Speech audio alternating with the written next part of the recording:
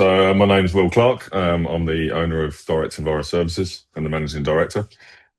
Okay. Um, the business started nearly 11 years ago now.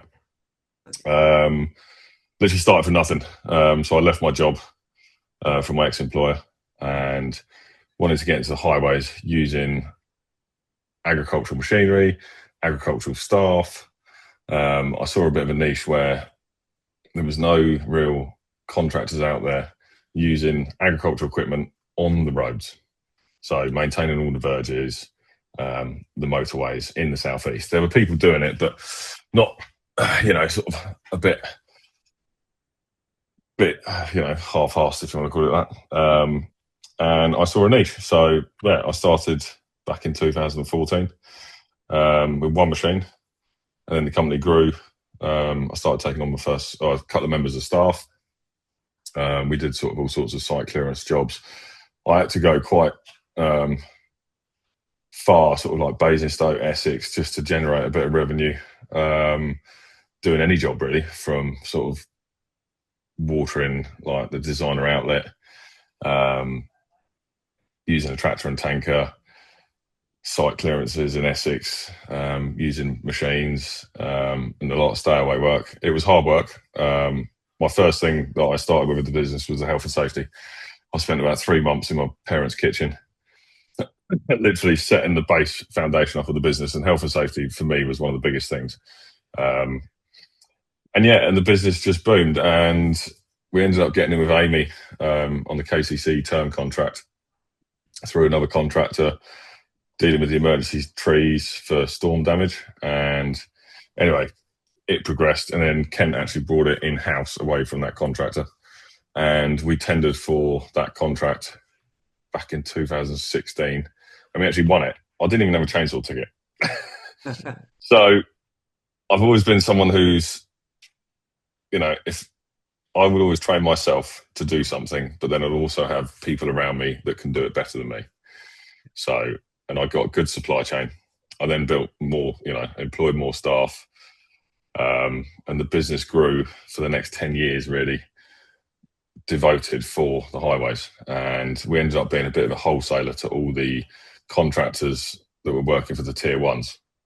So on the M25, we were supplying them with good quality machinery, tractors, hedge cutters, innovative machines, and skilled ground staff.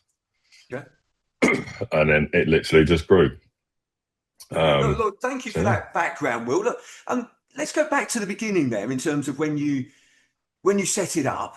So when did you say you started the business? What year was that? 2014. 2014. Okay. Yeah. So was being a business owner something that you always wanted to do, or when then? I don't know, really. I'm pretty driven. My previous employer, he had a few big businesses. It's a bit of a funny story now. I'll tell you in a minute. I don't know. I just wanted to earn money, and I was passionate, and I love getting the best out of people. So when I was at that stage, going into business for you was about, I want to maximise the the money. I just wanted to do a good job. And quality and safety was the heart of the business. Yeah. So, all right, you'll pay a little bit more, but you'll get the quality and the safety, thus saving you money. Yeah. That was my goal. I never thought I'd ever run a business or own a business. My father actually said to me in the pub, let's start a business. And I thought he was joking. 3 months later, we started a business. Yeah. That's how it started. So, you've built Direct Enviro Services into a really sort of strong specialist sort of roadside vegetation and traffic management. What was the why at the beginning? What problem did you set out to solve? And how's that changed since you started? It was quality. There was not much quality out there. There was a lot of people doing it probably for the money and not training people, like I said, I always get the best out of people, whether, they've only got a 10% bit of good, but I'll always get that 10% bit of good, because in my eyes, it starts from the top. So the quality's got to go feed all the way down, and it's a big circle. Yeah. And look after staff. I look after all my staff. We're I wanted to be a family business, and even today, you know, we've got 60 staff now, and it is still a family business. It's been hard keeping that. The last year, I actually sold 50% of my business to my previous employer. Okay. And the business grew from 15 staff to now 60 in 1 year. Wow. Okay. So and to keep that as a family business has been quite hard, because we actually, for 10 years, we were probably the leading vegetation highways company in the southeast. And I had to make a decision with everything going on in the government and a lot of contracts coming up. We were the wholesaler to all the companies that were using us, and I wanted to be the tier 1 contractor. So I was jumping into their league. My clients then become my competitors. Yeah. But they still had to use me because they didn't have anyone else. Okay. Yeah. So and to do that, I needed financial backing. And if it wasn't for my old ex-employer, Trevor, I wouldn't be where I am now, because he gave me a chance in his business to run his contracting company, to gain the experience, to then what the experience I've got now. So we actually, we're now 50-50 joint venture. And back in January, I started the traffic management company from 1 high-speed crew. We're now running 5 high-speed crews and 8 low-speed crews, and we're tendering direct for national highways. And so look, your role in the business has obviously over that period has, you know, substantially changed. You talked about there at the beginning that, you know, used to be the one going out on the tools and machinery, etc. You know, now you're leading and managing a team of 60 people. What challenges have you faced in that change of role over those years? Oh, a lot. Do you know, I miss the days of sitting on a tractor and the phone not ringing, if I'm honest. Yeah, I mean, I would have said sort of 4 years in from starting the business, I really had to step away from the tools. All the time I was on the tools, the business wasn't going to go forward. And that's hard, because you then rely on people to do something that you are passionate about, and you have to have trust in people. So that's why I employ good, passionate, driven people. My management team in the office, they're all headhunted. I headhunt all of them. I have passionate, strong, driven people. That is a good thing, but sometimes it can be a bad thing, because they'll burn themselves out. But only they can tell themselves if they're burnt out, because I'm the same. My role has changed, well, in the last year, going from operationally involved to now managing director. You know, people have to book in to see me, because, you know, I'm dealing with tenders and pushing the business forward and new innovations. I love technology. I've got a few innovations going at the minute, and one of them is actually a life-changing innovation, life-saving innovation, actually. I can't talk too much about it. It is out on the social media now, but that is going to revolutionise the traffic management world. Okay. And it's going to save lives. And I thought about it 4 years ago. Fantastic. So as the MD, yeah, how do you balance your time between working in the business, so, you know, operations and field work, etc., and working on the business, you know, strategy, systems, leadership? Yeah, I think really, I mean, I've recently just put in a bit of a structure. So every morning I come in and I meet with the senior operations team, and we have a 15-minute chat, just to keep me in the loop of what's going on day to day. You know, I go outside, I go and see the teams out on the ground at least once a week, just to keep in touch. You know, some of them, I mean, my staff turnover rate is about for 5%, which I think is pretty good. Because every night I go home, I ring 2 random staff members, to anyone within the business, and I tell my management team to do the same. Because, you know, I've had some, you know, new staff, some young staff that have come from big corporate companies, and when I ring them up, they're shocked that the boss is ringing them up, and I don't see myself as a boss. I'm a leader. And that little thing can go so far. Just the fact that I've rung them up, I've had a chat with them, you know, how's your family? You know, how's your wife? Is everything all right? That means the world to someone, you know. But that's how you keep a family business, and that's how you get the best out of people. You know, I never tell people what to do. I ask them. Because if you're asked, you're 99.9% going to do it. If you tell someone, they're going to have a grudge against you. Yeah, absolutely. So, it's something that I very much focus on when coaching my clients is that change in leadership style from command and control to trust and inspire. Which is, what you highlighted there, from asking somebody to do something rather than telling them. Yeah. And like my management team, I'm a bit like, if you've got to think twice about it, ask everyone in that office or come and ask me. If you think about it instantly, do it, because it's probably going to be the right answer. That's what I've worked off. I've run off my gut all my life, and my gut has not failed me.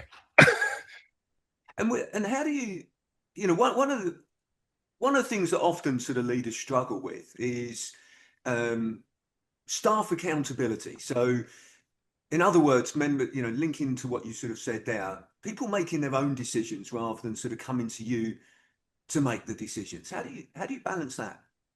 Fine balance, isn't it? You've got to trust your staff. At the end of the day, people make mistakes. I think if you put your hands up, look, I made a mistake, instead of trying to hide it, that builds confidence within me and the trust. You can't micromanage. It just doesn't work. Your business it won't go forward. You've got to have the trust in them to make the right decision. But at the same time, if they make a mistake, to come and say to you, look, I made a mistake. Okay, that's fine. Let's sort it out. It's not the worst thing in the world, is it? At the end of the day, if it's losing a little bit of money, you can gain that back. But if you hammer someone that's made a mistake, they're then never going to trust themselves to make the right decision. Yeah. And I think that's key. Because without that team, I'm nothing, I think that's a great thing to sort of to highlight. It's that philosophy of actually ask for forgiveness, not permission. Yeah. So, in other words, do what you think is right. Yeah. And if it turns out to be the wrong thing, hold your hand up, say I made a mistake, rather than. And you'll learn from that one mistake. You'll never make it again. Yeah. And if Generally you've got the philosophy in your business of ask for permission, not forgiveness, then what ends up happening is everybody comes to the top to make the decisions. They're too scared to make the decisions, which sort of highlights nicely. And that's not good. What you shared there. And look, many business owners struggle with letting go of the doing and delegating to build the team. What's your advice around building trust in team members and moving from that operator to that leader manager? Employ passionate, driven people. Right. Employ people that know what they're doing. I've seen companies that have got 5 people that are on sort of, let's say, 35 grand, right? 5 of them that you can employ one very good person, driven, passionate person, and knows exactly what they're doing. You pay for what you get at the end of the day. If you want to buy 5 people, pay for 5 people that are not skilled enough, you're not going to trust them. But if you take on someone that actually they know what they're doing, they're better than me. I want my staff better than me. I've got an senior operations manager in here. He is getting my staff to work better than what I used to get them to work. That's what I want, because I've got trust in him. And if he makes a mistake, it is what it is. You learn from it. And it works, because otherwise, if I'm held, that will hold me back from pushing the business. If I am worrying about my team out there, I don't need to worry about them. Yes, I know that they can come to me for advice, because we're very open here. I'm always, I am here for advice. I will give them advice for them to then go and grow. Yeah. Because then, if in turn I can then grow and push the business forward. And that's the philosophy of how I run the business. And I think that one thing that really sort of stands out to me, throughout this conversation so far, is that people focus. Hiring the right people is absolutely key. Hiring people, you mentioned earlier about hiring people that are better than you. Absolutely agree. Then you mentioned there about continually to motivate them, and because obviously once you've hired them, you've got to retain them. What about training and development and those sort of things in the business? We spend a lot on training and development. Okay. I like to push people, again, get the best out of them. even like, I know mental health's a big thing, and I've had a lot of mental health, therapy, let's call it, which has probably actually benefited me in running a business, because if you understand the people's minds, you can get the best out of people. I don't just invest in day-to-day training. I invest in there to support them, to help them understand themselves. And once you understand yourself and start listening to your body instead of your mind, sometimes you push forward. I did a stand down day last year, and the first thing on the list, on the agenda, was 3 minutes meditation. Right. Okay. It was hilarious. Yeah.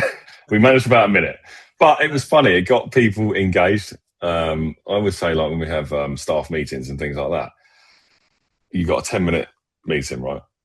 If you can make people, get them interacted, get them sort of happy and even laughing, then hit them with 1 minute of seriousness. They will take that seriousness in, because if you do 10 minutes of boring corporate blurb, it doesn't work. It just doesn't work. And I've employed some people here, some senior people here that have come from the corporate world, and we have this phrase of, I have to beat them with the anti-corporate stick. But I want to retain some of the corporate when I need it, but I also want them to be a member of the family and the team, because the team doesn't like military style operations. We actually run a military style operation by being a team and a family. We run it, yeah. So yeah. And I think what you said there about the body and mind, it really sort of supports one of the things that I believe in and practice, which is a formula. And I call it, it's not what I call it. It is called the formula for success, which is B times do equals have. Mm-hmm. The B is who you are. Yeah. The do is what you do, and then the have is what you get. And it's a combination of those two things, B times do. And most people, as you sort of say, just focus on the do, work harder, but don't focus on the B. And actually, if you focus on that B, so if you be great multiplied by do great things, you have great things. If you be average multiplied by do average, you have average things. Exactly. Yeah. So it's and I always say, go on, sorry. No, I was just going to say, I completely agree with you in taking time to focus on who we are, not just what we do, is really, really important. Yeah, exactly. This is it. And I use the phrase of turn a negative into a positive. All right, made a mistake. How do we turn that into a positive? And I tell you what, there is a positive in every negative. Yeah, okay. And people are shocked. Actually, yes, you can get a positive out of a negative. Completely. And it works. It works.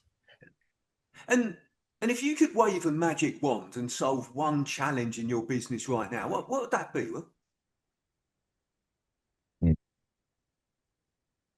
Overthinking. Overthinking. What, for you or the people in the business? For me. For me. Okay. Yeah. I think, that would be one of the biggest things, I suppose, But generally, there's always an issue of business. There is always an issue of business. Yeah. I think it's how you deal with it. This business has grown significantly in 1 year, and it's about to grow again because of something that I thought of 4 years ago, and it's become true, and the whole of the UK wants it. I can ring fence a traffic management site so everyone is alerted within 0.1 of a second, and it will save lives, and that in turn is then going to push this business, flat out. So it's hard. This business grew quicker than what I did, and I had to grow quick with it. But in turn, it's the offset of the ripple effect of what happens, obviously your family life. And I looked at it as a short-term pain for a long-term gain. Yeah. I could have sat and not JV with Trevor for another 10 years, being relatively stressed, worrying about things, blah, blah, blah. Or actually, I could stress them, or be the most stressed I've been in years for 1 year, to then gain, the long-term gain. I like that philosophy of short-term pain for long-term gain. Yeah. Not sure I buy into the stress bit, but certainly build into the long term, yeah, short term pain for long term gain. I But mean, the pain is the stress, isn't it? I mean, people say, is there a balance in your job? No, it's just how you deal with it. You know, if I can make it a nice smooth wave instead of a tsunami, which it has been, but some of that's created by myself. But, you know, I have to be grounded. I have to make sure that, yeah, the one at the top is they've got to be grounded and have an element of balance, because otherwise the ripple effect is they're not balanced. You know, if I'm panicking, they'll panic. That's really stood out to me through this conversation as well. You've mentioned obviously a lot about your team and how important your team are, but you also mentioned a lot about you. And what I mean by that, Will, is your self-awareness about who you are, what your let's call them shortcomings are, what your areas are that you need to develop, what your shortcomings are that therefore you need to surround yourself by great people to overcome them. So that's the other thing that stood out to me in this discussion, your self-awareness, that you've still got things to learn, that actually the business did, and those sort of things that you still. I think you have to, at the end of the day, being a leader, if you're a weak leader, you're gonna have a weak team. Yeah. So I have to develop myself all the time. I have to self-develop. I have to look at myself, because, you know, if I'm down and depressed, that energy will feed off into my team. Yeah. And then in turn, it affects the business. Yeah. You know, so that's why, you know, saying a negative into a positive, all my staff, you know, one thing very early on, I said to anyone that I employed, do not lie to me. Just be honest. Because I think in this day and age, or in the prior day and age, you know, this is a new era of a boss now, I would have said. You know, I'd see myself as a new era. You know, I'm not the boss. I'm not going to come in here shouting, screaming, blah, blah, blah. That doesn't get you anywhere. And I've had people that, you know, been my boss that have shouted and screamed at me, and what did it do? I didn't want to work for him. I didn't want to do anything. You know, my energy was lowered. I think the difference there is you are the boss, but you want to be a different style of boss. Yeah. It's this whole thing, isn't it? That we've got this image of what a boss is in our head, and this boss is, and generally that's from, you know, previous experiences that, you know, people were scared of the boss. Yeah, that's very much command and control. Yeah, I agree. Yeah. But actually, look, you are in charge. You are the managing director. Yeah. But what I pick up from what you're saying is you want to be a very different style of managing. I get respect. I do get respect. Yeah. As you know.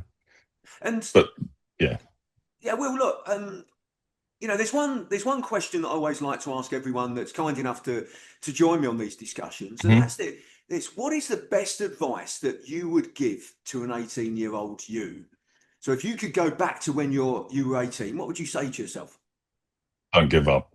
If you want something bad enough, you will get it, because everything I've aimed for, I've got it, because I didn't give up. Denzel Washington always says in his he's got a YouTube video, fall forward, don't fall back. Yeah, exactly. I listen to that every day. Yeah. Fall forward, don't fall back. Yeah. So that's the only advice I can give. Just don't give up. If you want it that much, you'll get it. If you don't want it that much, you won't get it. It's hard. Life is hard, and running a business is hard. But when you achieve something, it's amazing. The feeling is amazing. That buzz of money can't buy that. Money can't buy that feeling. Absolutely. You know, to achieve something. I completely agree. If you want something enough, you'll find a way. May not be easy, may be really challenging and difficult, but you'll find the hardest things are the best things, because no one does the hardest things. Yeah. If you were doing something really hard, no one else is doing it because it's hard. Yeah. There was a great quote that I like from Jim Rohn. I don't know if you've heard of Jim Rohn. He used to be sort of like American sort of motivational sort of speaker. He's passed away now, but some of the things he says are really profound. And one of the things he said was, "Don't wish life were easier. Wish you were better. Don't wish life was easier. Wish you were better." And I think that's really cool. That, you know, what he's saying there is, look, if life was easy, you wouldn't get that satisfaction. No, of course if life was easy, everybody would be doing the things that you're doing. But if life is challenging but you're better, then actually you can overcome those things. And work with people, use people. I've built this business by having, it's not what you know, it's who you know.